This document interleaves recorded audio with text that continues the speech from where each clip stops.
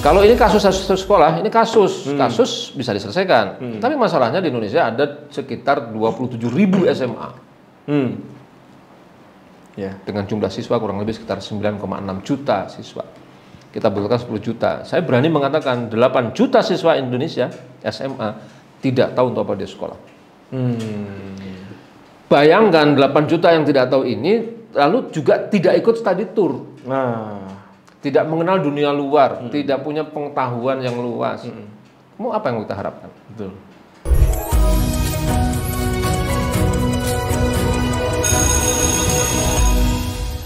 Saya ini membantu banyak sekolah, di luar sekolah saya sendiri. Ini satu pengalaman yang membuat saya terenyuh. Sekolah ini nggak pernah study tour. Sebelumnya sekolah ini tidak pernah study tour. Bayangkan tuh. Saya tantang sekolah ini. Saya diminta mengisi ke sana, saya berikan motivasi. Lalu saya bedah sekolah itu. Sekolahnya di desa. Itu kurang lebih 7 km dari kaki Gunung Gede. Memang itu desa banget. Saya tawarkan program, anak-anak ini harus dibawa keluar. Biar gaul ya? Biar gaul. Gaul dalam tanda petik. Gaul yang benar ya. Yang benar ya. Kemana Pak? Saya bawa ke Bandung. Tapi kan butuh uang. Nah, ini berkembang opini sekarang itu membebankan orang tua, biayanya besar. Nah, bisa jadi ini orang desa, kira-kira kaya atau miskin? Miskin. Relatif memang miskin. Relatif miskin. Sedih juga lihat mereka itu. Saya baru kali itu ada sekolah di situ tuh. Saya sampai ujung itu. Saya nyari sarapan pagi, itu sampai ujung. Kalau nggak di stop mungkin saya sampai Gunung Gede Pangrango itu. Saking susahnya nyari sarapan. Balik lagi ternyata ke situ lagi. Nah, saya tanya pada mereka, mau ke Bandung tidak? Mereka tanya, terjadilah dialog. Ada apa namanya? Apa tujuannya? Saya jelaskan, karena harus belajar. Kalian mau apa? Apa mimpi besar kalian? Nah, kita nyambung ke mimpi besar kalian. Mau jadi pengusaha. Pengusaha apa? Macam-macam itu. Baik, kalau begitu ke Bandung kita belajar dari pengusaha yang sudah jadi. Karena di Bandung banyak. Dan Bapak punya relasi. Relasinya di Bandung. Mau jadi apa? Guru. Bandung juga pusatnya. Jadi kenapa kita bidik Bandung waktu itu? Bapak jelaskan. Saya jelaskan karena itu adalah kota yang punya pusat-pusat keunggulan. Dan karena kalian Muslim, itu harus diingat. Kita tidak sembarang belajar. Kita harus dapat studi tentang bisnis yang Islami. Berarti kan harus dipertemukan dengan pakar bisnis Islaminya dan seterusnya. Setujulah itu. Nah, muncul bagaimana prosesnya Pak? Harus ada biaya. Berapa biayanya? Ditaksir sekian. Kurang lebih per orang 1,5 juta. Murah apa mahal? 1,5 juta untuk sebuah perjalanan, ya segitu sih murah ya. Itu kan orang kota. Orang kota. Ini kan desa. Murah apa mahal? Ya kalau orang desa ya harus banyak nabung juga. Itu dia. Ini mereka itu untuk sekolah saja sulit. Berarti mahal kan? Relatif mahal kan? Oke. Kita ajari mereka. Kalau kalian punya azam, kalau kalian punya perencanaan, maka kalian harus bersiap dengan konsekuensinya. Carilah uang itu. Dan jangan minta orang tua. Loh kok bisa? Karena kalian sudah balik. Nah, jadi sebenarnya ini juga pintu lagi untuk kita, untuk masyarakat, untuk memahami bahwa study tour itu penting, tapi ingatkan konsekuensinya. Anda study tour pada saat balik. Ya, kalau Imam Syafi'i menjelaskan batas minimal kan 15 tahun. Kalau begitu jangan minta orang tua. Kenapa? Karena sudah mandiri. Lalu saya tanya, paham nggak kalian? Paham Pak. Nah, kalau gitu bagaimana caranya? Cari. Jadi pembelajaran juga? Pembelajaran. Diskusilah kita bagaimana mencarinya. Kalian mau jadi apa? Pengusaha kan? Ayo kita mulai. Akhirnya guru-guru membentuk gugus-gugus tugas baru, gugus usaha, anaknya juga belajar. Terus saya tanya, untuk dapat 1,5 juta butuh waktu berapa lama? Mereka bilang cukup 3 bulan Pak. Baik, 3 bulan. Dan Masya Allah, biiznillah wa binasrillah, selalu dengan izin dan pertolongan Allah, dapat uang itu terrealisasi. Wah keren. Padahal sekolah di desa itu. Di desa. Nah, singkat cerita, terjadilah perjalanan sampai ke Bandung. Saya ketemuan di Bandung, karena saya kan posisi dari Bogor. Begitu sampai di tempat yang dituju, itu anak-anak tidak turun-turun. Saya bingung. Narasumber sudah siap. Narasumber yang saya tunjukkan sudah siap. Anaknya tidak turun-turun. Kenapa itu? Saya juga bingung waktu itu. Saya panggil itu komandannya, Pak, kenapa nggak turun-turun? Itu narasumber sudah siap. Dari 40, 37 kalau tidak salah, itu mabuk semua. Wah Allah. Hanya 3 orang yang seger. Masya Allah. Bagaimana ceritanya coba? Jarak hanya dari Sukabumi sampai Bandung. Itu saking jarangnya nggak pernah kemana-mana ya. Akhirnya saya juga bertanya, wahai anak-anakku, kenapa kalian ini? Wahai, kunaon? Iya. Kok bisa kalian itu mabuk semua? Satu bis loh. Setelah itu saya dapat jawaban yang membuat saya sedih. 37 itu, jadi dari 40 itu hanya 3 orang yang pernah keluar dari kecamatan mereka. Astagfirullahaladzim. Selebihnya tidak pernah keluar dari kecamatan. Sementara kita itu, coba kalau upacara hari Senin, ada guru agama sebagai pembina, apa kalimatnya?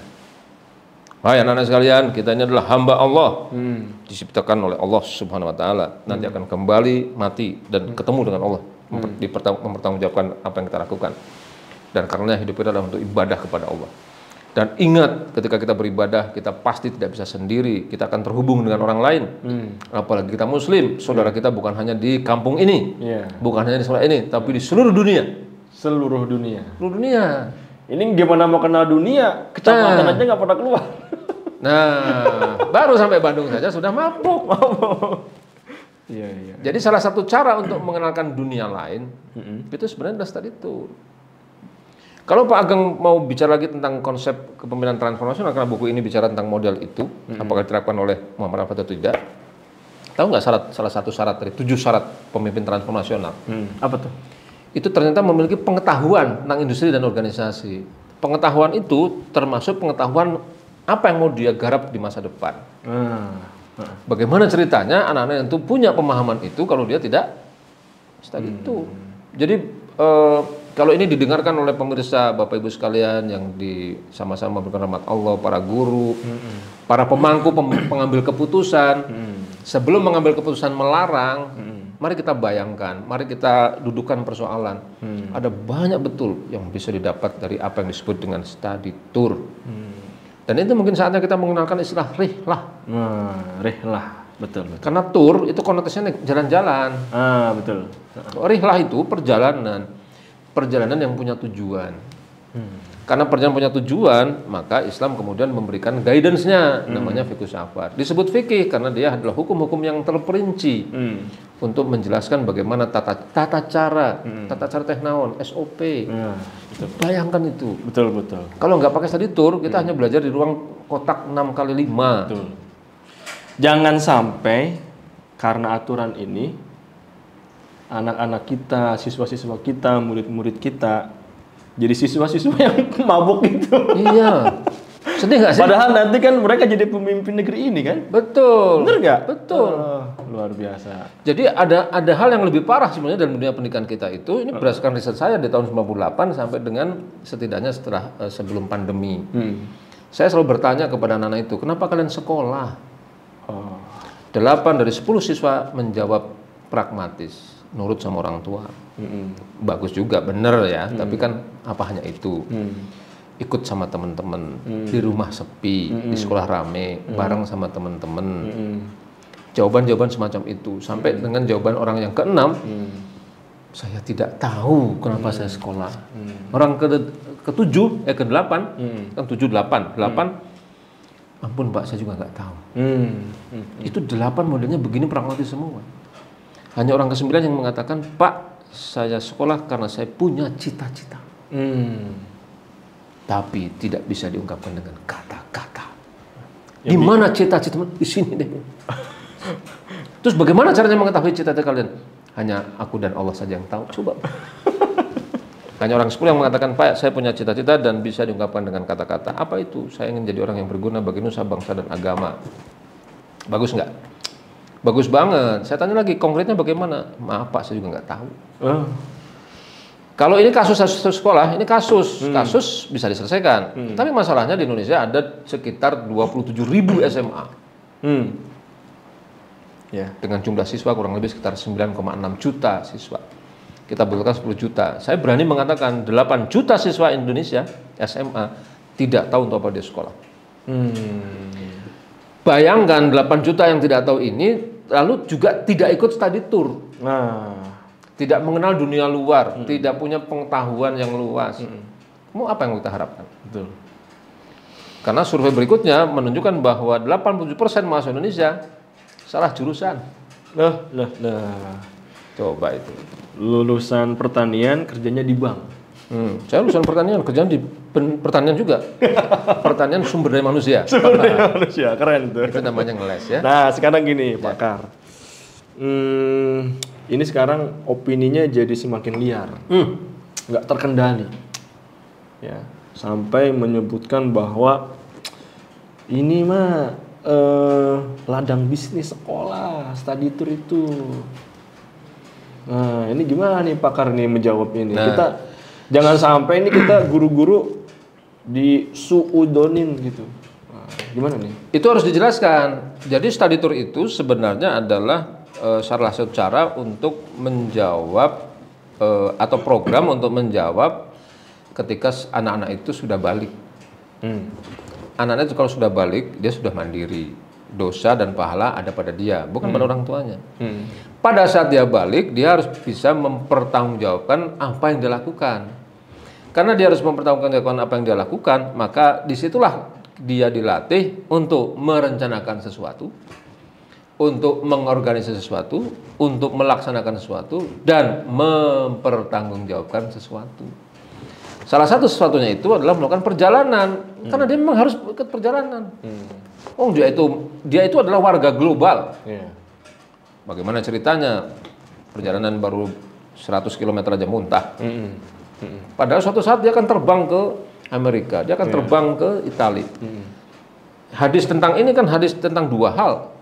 Penaklukan Konstantinopel dan penaklukan Roma. Bayangkan dia tidak pernah study tour, ya, tidak pernah fikus safar, tiba-tiba harus berangkat ke Roma, mabok di udara, bagaimana coba? Itu sebelum berperang udah gugur duluan. Itu dia, coba pasukannya mabok semua, selesai urusan kita. Nah, karena itu maka ini menjadi ajang untuk anak-anak itu melatih mandiri. Termasuk apa? Termasuk pembiayaan. Maka yang sering saya sebut self financing. Jangan minta orang tua lagi, udah balik kok.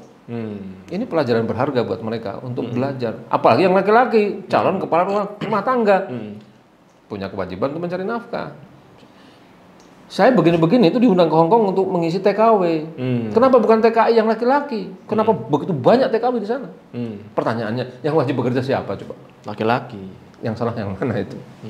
Ya kan? Harusnya kan laki-laki yang merantau, bukan perempuan. Perempuan itu ada di samping suaminya. Ini suaminya siapa? Nggak ada. Nah, kembali ke tadi, maka pembiayaan self financing. Ya, apalagi kalau dia laki-laki, ini malah saya tambah kenceng. Antum itu sebagai calon kepala keluarga, semakin bagus harusnya. Nah, beres kan? Dan setelah self financing itu bisa dilakukan, itu juga mereka harus merencanakan. Mereka akan berangkat sendiri atau bersama agen, gitu loh. Kalau bersama agen, mereka harus dilatih juga bagaimana bertemu agen, bagaimana menjelaskan bahwa ini adalah study tour. Agen pasti mendapatkan keuntungan, memang itu wajar, namanya juga agen. Tapi masalahnya bagaimana mendudukan keuntungan itu tidak berlebihan, adil sesuai dengan porsinya. Makanya dikenalkan juga pada mereka, bukan hanya fikih safar, tapi fikih muamalah. Nah, jadi pembelajaran lagi. Pembelajaran lagi. Fikih muamalah menjelaskan kepada mereka, para agen, ini ada akad namanya ijaratul ajir. Kami mengajir Anda, kami memperkerjakan Anda untuk memberangkatkan kami ke sana. Akadnya ini. Coba bayangkan. Apakah ini diajarkan di sekolah hari ini? Saya juga tidak. Karena saya sudah berputar di banyak sekolah, ternyata tidak. Pun di situ ada guru PAI loh. Ya kan? Nah, jadi di sekolah saya juga begitu, kita pakai agen. Untuk yang keluar negeri itu, yang tadi disebut-sebut termasuk ini, kita pakai agen. Tapi bayangkan agen bisa duduk bareng sama kita. Wahai Pak Agen. Ya, ini Pakar, Pak Agen. Ini Pak Ageng. Ageng. Ya udah sini aja ini Pak. Pak Agen. Kita ada proyek. Nah, ini proyek anak-anak. Kita jelaskan dalam konteks pendidikan. Saya tahu Bapak ini profesional. Tapi tolong dengarkan dulu saya. dengarkan dulu sekolah. Nah, kita presentasi itu. Oh begitu ya. Jadi kita bilang, Pak, kami butuh bantuan Anda, akadnya Ijaratul Ajir. Nah, Anda siapkan kami transport pesawat. Pilihkan pesawat berbadan lebar yang aman buat anak-anak. Ternyata dia kan punya pengalaman panjang. Dicatat sama beliau. Satu, dua, tiket yang semurah-murahnya, Pak. Bagaimana membuat tiket yang semurah-murahnya? Kalau pemberangkatan November, maka kita bidik tiket dari sejak bulan Januari. Oh, itu strateginya. Itu dia menjelaskan, Pak, kalau mau murah harus dari sekarang. Kalau Bapak beli mendekati November, pasti mahal. Hampir semua maskapai begitu, bersaing. Oh gitu, pembelajaran lagi kan? Nah, kemudian yang ketiga, Pak, dampingi kami di sana. Berarti ada guide yang bisa bahasa sana dan bahasa kita. Kemudian kami minta Bapak ikut kami. Bukan kami ikut Bapak. Loh, maksudnya apa? Programnya dari kami. Oke. Jadi kami harus membangunkan anak dari jam 3 pagi sampai jam 10 malam. Ini rencangan agendanya. Jadi sebelum mereka berangkat harus tahajud dulu, harus ini dulu, bersih diri dan sebagainya. Jangan dilepas, Pak. Nah, Bapak harus ikut kami. Hotel Bapak tidak boleh terpisah pada kami. Dan jangan hotel, Pak. Loh, kok jangan hotel? Mahal. Kita juga menerapkan apa yang disebut dengan fikih yang lain lagi. Apa coba? Apa tuh? Fikih tentang pergaulan. Oke. Ini anak-anak ikhwan dan akhwat, Pak. Jadi pembelajaran lagi. Pembelajaran lagi. Betul. Jadi Bapak itu yang sekarang menjadi mitra pada kami itu geleng-geleng kepala. Baru kali ini ada sekolah model begini. Saya ini sudah membantu banyak sekolah, tapi baru kali ini sekolah model Bapak itu. Oke. Dan apa yang beliau lakukan, pengalaman kita, beliau sampai dengan sekarang mengatakan bahwa berterima kasih pada sekolah kita. Jadi dari semua ini maka sebenarnya banyak pembelajaran bahwa tadi ini pasti menguntungkan. Ya namanya juga agen pasti untung, tapi tetap apa namanya dalam koridor yang disepakati. Kenapa untung? Oh mereka diajar sama kita. Oke. Itu fikih mu'ah. Jadi kalau kita nggak punya pemahaman begini ya memang tidak bisa. Jadi Masya Allah ini membuka banyak tabir yang kita belum tahu sebelumnya. Betul. Ya, tidak hanya sekedar dapat bandrek. Justru sebentar dulu. Apa tuh? Nah, ini dia. Gantungan kunci. Wah, ini hasil dari study tour ini. Betul. Ya, barusan dapat saya. Iya. Jadi gantungan kunci itu juga menunjukkan kepada kita satu hal. Apa tuh? Kalau ada gantungan kunci, pasti ada kuncinya. Oke. Kunci apa? Kunci masa depan. Jadi begitu kita kembali ke Indonesia, sampaikan kepada yang lain. Jadi study tour itu harusnya kalau kelas berapa sekarang? Kelas 12. Ya, ketika dia kembali, dia harus buat film. Dia harus buat dokumentasi. Dokumentasi dari proses pembuatan, proses penyiapan sampai selesai. Film ini harus mereka yang buat sendiri. Pembelajaran lagi. Oke. Ya kan? Setelah itu, lalu mereka kita minta untuk masuk ke kelas-kelas adik kelasnya, menjelaskan pembelajaran lagi buat adik kelasnya. Oke. Itu yang kita lakukan di sekolah. Jadi study tour itu memang dilakukan oleh satu angkatan satu kelas, tapi manfaatnya bisa buat dia sendiri, orang tuanya, adik kelasnya dan sebagainya. Dan, nah ini yang jarang diketahui, kita tugaskan anak itu membuat laporan. Oke. Pernah dengar analisis SWOT? Nah, mereka kita minta buat analisis SWOT luar negeri, bandingkan dengan Indonesia. Lalu presentasikan itu di publik Indonesia. Dia harus datang ke pemerintahan, dia harus datang ke lembaga legislatif dan seterusnya. Pembelajaran lagi. Oke. Ya kan? Nah, jadi Masya Allah ini banyak betul. Sebenarnya banyak pembelajaran betul dari study tour itu. Ya.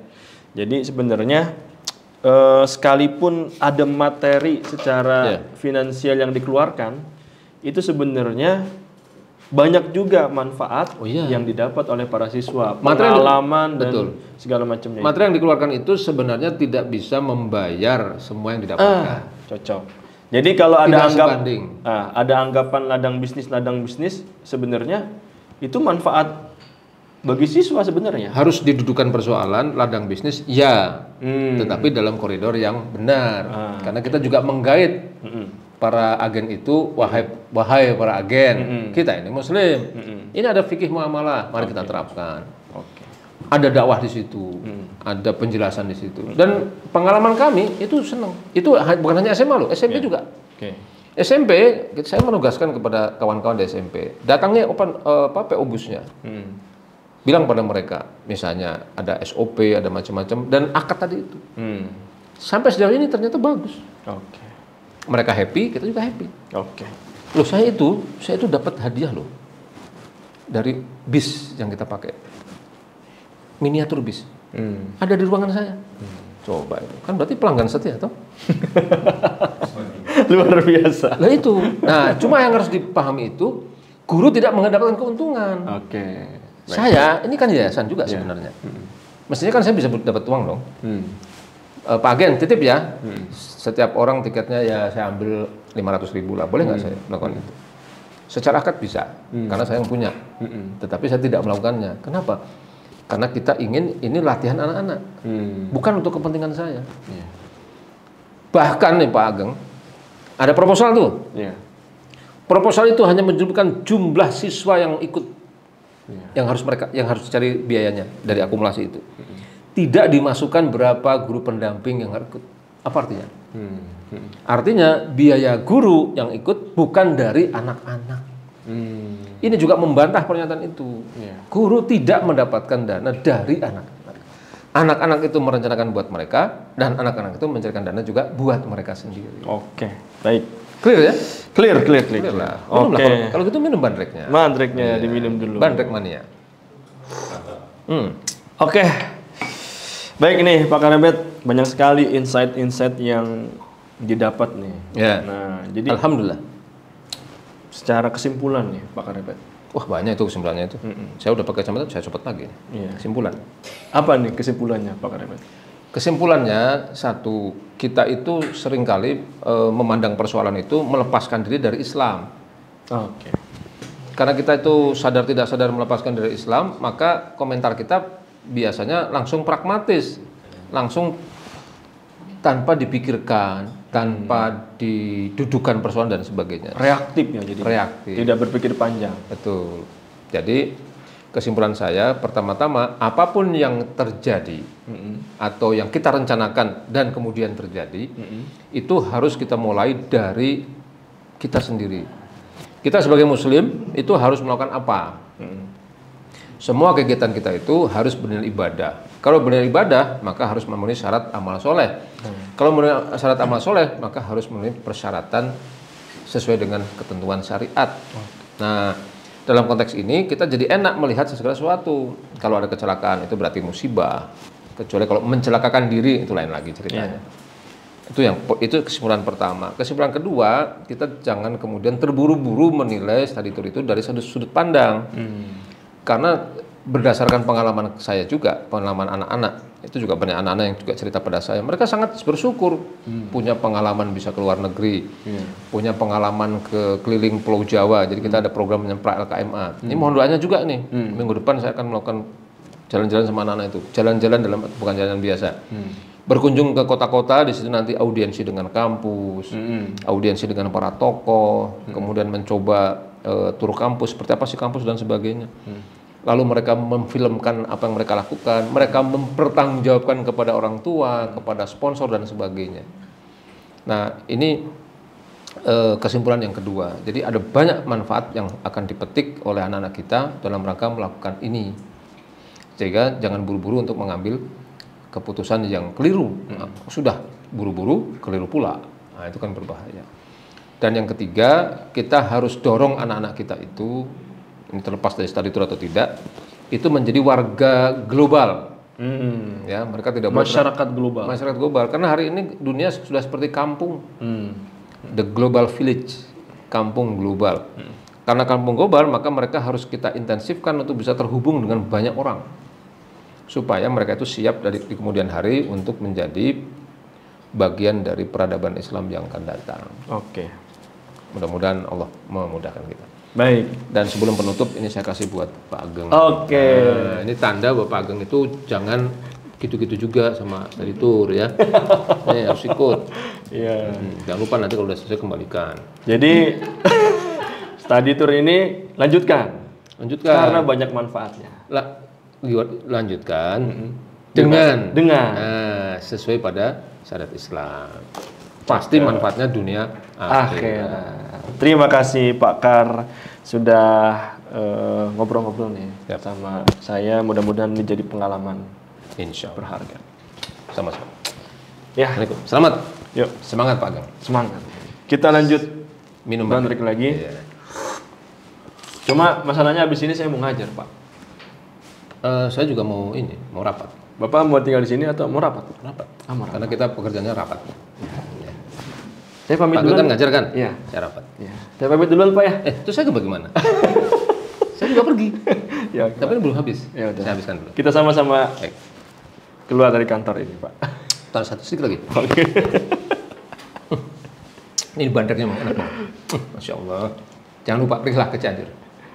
Duluan Pak ya. Assalamualaikum. Assalamualaikum.